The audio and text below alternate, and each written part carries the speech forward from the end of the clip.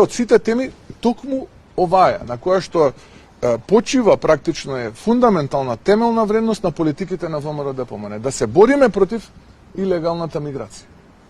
Да, ние можам да кажам дека ќе продолжиме жестоко да се спротивставуваме против илегалната миграција и во насока на тоа ќе развиеме проект како што овој Safe City сега ќе биде Safe Country, со кој што нашите граници конечно ќе бидат целосно мониторирани за да не ни се случува илегална миграција и да не ни се случува шверц, трговија, нелегална и така натаму. Нешто што за сите овие, би рекол, либерални левичарски политики представува мисловна именка.